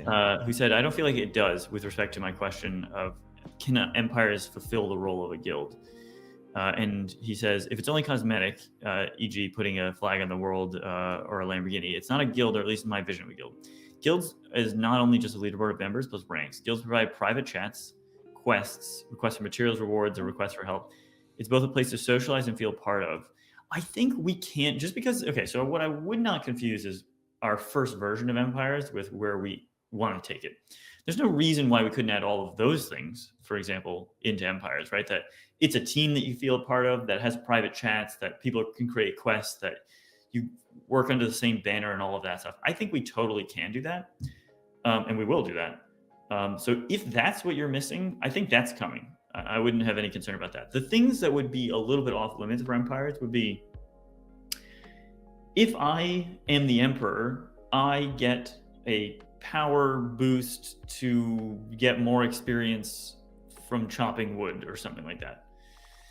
That's where it starts to get a little bit dicey, because it's sort of pay to win. That is to say, pay to win a Medal of Honor. That's kind of the implied thing there. If it's pay to win a Lamborghini, that's how Lamborghinis work. But I don't think those things can be missing. Sorry to interrupt you there, Carter. No worries. I guess the only question I have before we're maybe now 65% of the way through. We can keep going, but I also know that there's maybe plan to raid the Spacetime DB stream, and I don't know time-wise how we're doing on that.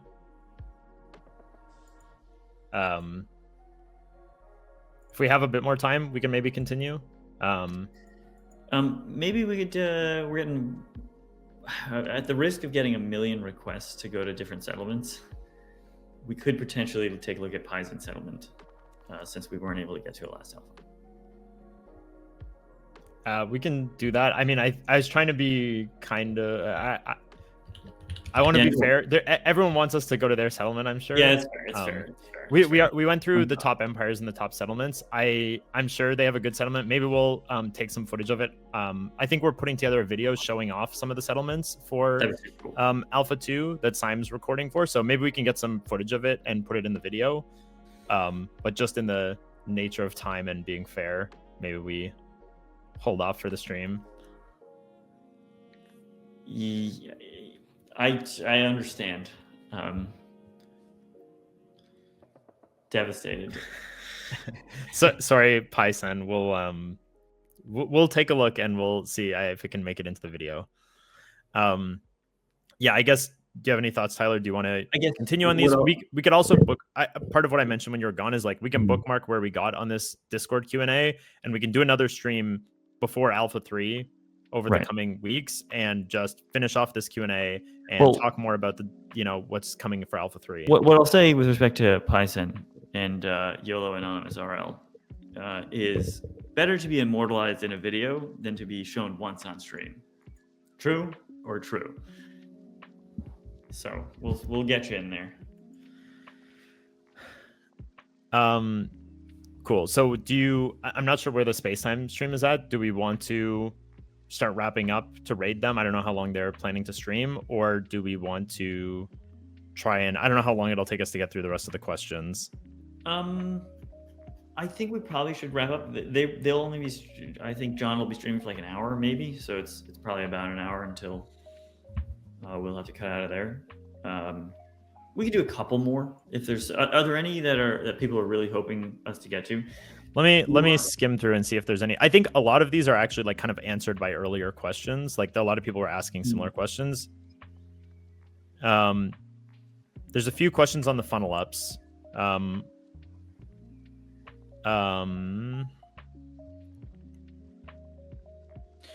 there plans to make tiers more unique so that each step actually adds mechanics and such rather than just being more of the same but it takes longer? Yes. Obviously, more of the same but it takes longer is the cheapest form of content for us to make. But a game is you first build the skeleton and then you add flesh to the skeleton and eventually you have a beautiful thing. But that is definitely something we want to work on. Yeah, I think. Sorry, go ahead. I was just going to say, so it seems like there's a few questions around just, is there any in-game infrastructure plan to help players locate trades? I think we already talked about this, but this is one of the biggest focuses, or this is one of the most important things. It's not like a large amount of effort going into this necessarily, but I think we found the biggest issue with this, which is just like, there needs to be a way to have very clear visibility of where you can buy or sell an item in the world around you for what, basically, like just some way to just like let you read all of the trades nearby for a given item and have ways to like search and filter on that so that you can decide if you're trying to get a specific item, should you trade for it or should you go gather it by like the natural way? And hopeful if we create a stable currency as well, that's going to be something that is just a million times better in Alpha 3 than it is right now in Alpha 2. So definitely a big focus there. I think a handful of other questions around the funnel ups. I think a lot of people expressed concern around the kind of the vision that we had for the funnel ups and kind of where the fact that we're having those in the game. The thing that I would say to this is, I think if you operate under the paradigm that like every player must have a claim to advance and the claims must be advanced in the same way they advance right now, then I totally share the concern. I think the thing that you also have to hold in the other hand when you're considering these funnel up changes and the fact that we believe that doubling down on these is the right way to go for the claim is that this is coming with a big paradigm shift as far as how players progress in the game or how character scale progression happens in the game. And so we're while we are kind of planning to keep the funnel up and we think it makes a lot of sense in terms of the supply and demand and the sources and sinks and the distribution of players and like stability of prices and all that, I think the burden that people are feeling that is making the the funnel ups feel so oppressive to their progression is completely being changed, that like that burden is going to be removed from the vast majority of players. And the places where that burden still does exist is now going to have dramatically more players funneling into it, right? So where a settlement that might be like 2 or 3 friends who are just trying to progress the game and get to tier 3 or tier 4 required a huge burden of materials with this funnel up reintroduction of the funnel ups. In the future, those players can easily walk over to the closest tier 5 claim, craft whatever higher tier stuff they want, and come back. And maybe they decide that like, hey, we don't even want to have a claim. We actually just want to play our characters and focus on our specialization and getting new vehicles and powering up our character in other ways that, they're not as concerned with that. The other thing is, if they're creating a settlement that a lot of characters are attracted to, that's going to give them a massive influx of these materials that make the overcoming these burdens of the funnel ups not as much of an issue, because you just have dramatically more players contributing into it. So we're going to balance this sucker. Yeah. We're going to dial it in. We're for sure. There. It's tricky. This is not the easiest MMO to balance. Let me just explain. Because first of all, MMOs are hard to balance. Second of all, this is particularly difficult because it changes over time. The world changes, the rates at which people can do things changes. It's a tricky game to play. No pun intended. So also, I just preview for people who are here who might be interested in the Spacetime DB stream. So Spacetime DB, just for context, is the back-end engine that runs BitCraft. So everything you see here, all the player movement, all the chat messages, all the trees, everything, run by Spacetime DB. And we are going to demonstrate. How is Spacetime DB associated with Clockwork Labs? It's just another project that we have. So it's another product that we're making. So we develop it. You can check it out on GitHub if you want to give it a star. That's really awesome. It is meant to be an easy way for small teams to make MMORPGs. That's the short thing. So normally you need like Docker and Kubernetes and AWS and game servers and web servers and databases and connections and all that jazz. With SpaceTimeDB, you just need SpaceTimeDB. The whole backend of BitCraft running in SpaceTimeDB. To be clear, super easy. You can do Spacetime, publish, BitCraft, up it goes. We're done. We think it's going to make it possible for people to make indie MMORPGs, which they just have not been able to do before. If you're curious about that, we got a stream going right now, SpaceTimeDB, where we have another engineer from the SpaceTimeDB team who is going to be running BitCraft, the server, on a Raspberry Pi to show you how performant SpaceTimeDB is. And it's not even where it could be. We're going to do a lot better in the future, but it'll show you can run 200 people in a game on a Raspberry Pi. So if that's exciting to you, stick around. We're going to be popping over there. Awesome. There's one more. There's maybe 10 or 12 more questions, but there's one that stuck out to me that I thought we could do, and then maybe we could wrap up a little bit, and I'll pin the rest of these to be gone over on the next stream. But I thought this was a really good question: is what types of communal crafting or gathering experience can we look forward to in the future? Chum fishing made a splash last alpha with some large community events. Anything similar in the works for other professions? Also, would shorter, more targeted alphas be possible? Change in the future? Or are these month-long playtests going to become the standard? So with respect to the first question, this is definitely the direction that we're trying to go with the game. We believe that at the character scale, like progressing your professions, you shouldn't be looking at other players around you in the world as competition. I think a great example of a game that's been adjusting this over the last few years has been the way like RuneScape handles a lot of these activities with like the changes to forestry and the changes for like star mining, as far as making these activities that are inherently communal not competitive, and not having these weird incentives to like exclude other people from these communal kind of world space gathering events. And so what we really want to do is create similar systems like chum fishing, where there's incentive for creating these collaborative kind of group communal gathering and crafting experiences. And so I guess expect in the future us to be weaving more of those incentives into other stuff and trying to minimize the opposite incentives of excluding other players or wanting to gather somewhere where that's away from everyone else. We still want to have some aspects of like supply and demand, but we don't want you to be kind of feeling loathing sense towards your fellow characters when they're trying to do the same thing around you. Yeah. Part then 3 asks, is there a universal key for entering the alpha? No, it's like the last day in alpha 1. As in alpha 1, we don't have that this time around. We're not testing the server thing, but it's definitely something we can keep in mind for the next alpha. Really, we don't have that prepared right now. Cool. So I think that's maybe a good place to wrap it up. I'm gonna, for those, the last like 10 questions or so that didn't get answered, I'm gonna leave these on our document here so we make sure we touch on these in the future streams. But I think a lot of them are related to stuff that we've already talked about, like the funnel ups or the trading or traveling around the world or empires. So I think it's not like stuff that we didn't address at all already in the conversations, but we'll leave those to be gone over again. And I guess, is there any other stuff that you wanted to go over?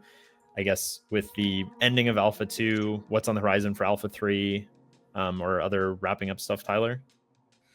I think Alpha 3 is going to be a big difference in the excitement of the game. So I'm super looking forward to that. I think that's a major goal. Obviously, the difference between Alpha 1 and Alpha 2, if you weren't interested in Empires, was somewhat minor, but the next one's going to be a big one. So really excited for it. Hyped, I dare say. Have we said when it's going to be? We have not publicly said when Alpha 3 will be. Okay. I don't know if you want to give a hint. I think we don't want to lock in an exact date at this point because we definitely don't know the exact date. I think there's a few things in flight that are a bit out of our control that we're depending on. So true. I guess if we had a hint, I would imagine it could be a spooky time of the year, I guess is what I would say.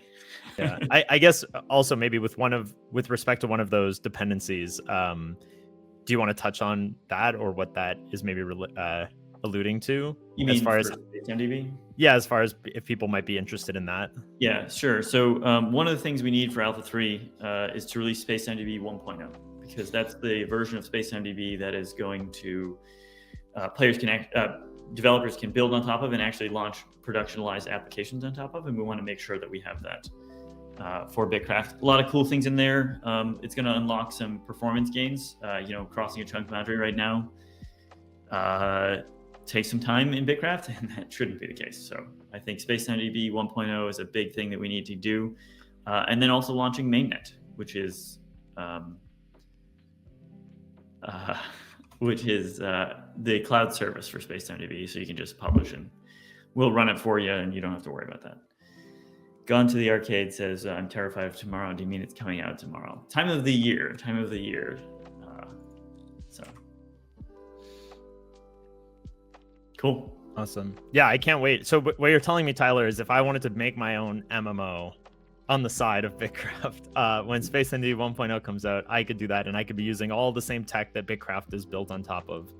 That's what I'm saying, and it's not even that hard, right? Normally, an MMORPG needs like 100 people to make, and the dream is like, maybe that's 2, maybe that's 5, maybe it's 1 person, and the amount of creativity you can have with a smaller set of people is so much greater. It's so expensive to make an MMORPG that there's not a lot of experimentation, right? You have to get it right because you're Amazon and you put $1 billion into it. So let's not take too many risks.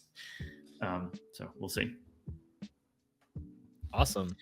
Cool. Well, I guess with that, maybe I just wanted to say thank you to everyone who played Alpha 2. I think, BitCraft wouldn't be here without all of you guys being willing to play it, and especially everyone who purchased a supporter badge.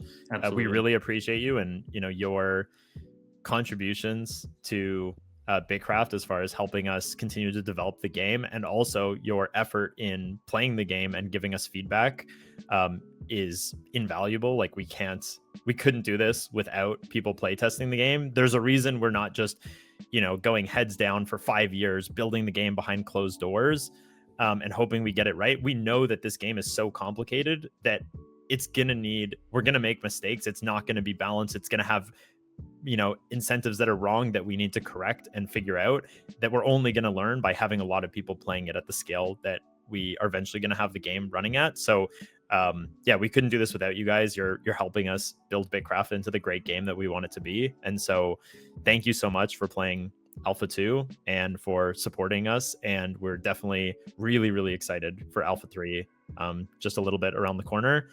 And I guess the last thing with that, I don't think I finished saying it earlier, but we sent out a survey earlier this week for the economy experiment thing that we did. So if you have thoughts on that, please fill out that survey. And for everybody who played Alpha 2, we have a survey that is going out today, or maybe just went out, that is basically asking you for like a very broad set of questions of just, you know, what type of player you were, how did you play the game, what kind of stuff did you do in Alpha 2, and then also, what do you want to see in BitCraft in the future? What type of stuff do you like? What type of stuff do you think we should focus on?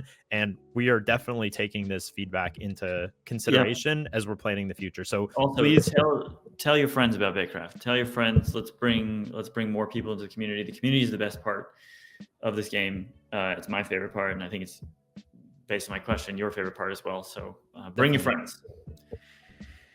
Yes, and yeah, these survey responses are definitely going to help us prioritize. We have a lot of stuff that's already in flight for Alpha 3, but depending on what we see in the survey, it could influence what some of the final things that go in for it, and it definitely will be influencing, you know, content and stuff that comes later from Alpha 3 and Alpha 4 and beyond. So let's do it. Let's go see BitCraft run on a Raspberry Pi. Who wants to see that? Awesome. So I guess the last thing I'll say is I believe the alpha will be ending very soon. Yeah, thank you just to everyone who played, and yeah, looking forward to the next chapter of BitCraft. And I guess with that, we're gonna, as Tyler said, we're gonna raid Space NDB, so we'll get that that raid queued up, and definitely check it out. We'll let Boppy know that we're coming, and yeah, I definitely think for anyone who's been playing BitCraft, Space NDB is very cool. Even if you're not a programmer, I think they'll hopefully be showing off some cool stuff when we get into the stream that anybody can appreciate if you've been playing BitCraft, if you're interested in MMOs and how they work. Yeah, stick around for that, and maybe drop us a follow on the Spacetime stream. The Spacetime DB right now. So I just want to interject for a second. Yeah. And say right now they're actually Boppy's built Minecraft on top of Spacetime DB, so you can actually also see Minecraft running on top of Spacetime DB, which is kind of cool. Yeah, which I mean, it's actually it basically uses the official Minecraft client with a rebuilt Spacetime DB server, which technically means you could scale Minecraft to like MMO scale, assuming that like until the clients lag out from too many players on screen or whatever. But we've got some performance work to get, I think, all the way up there for all of the features of Minecraft. But yes, that's the theory. But we do have Minecraft running on Spacetime DB already, which is pretty awesome. Yeah, let's go over and check it out.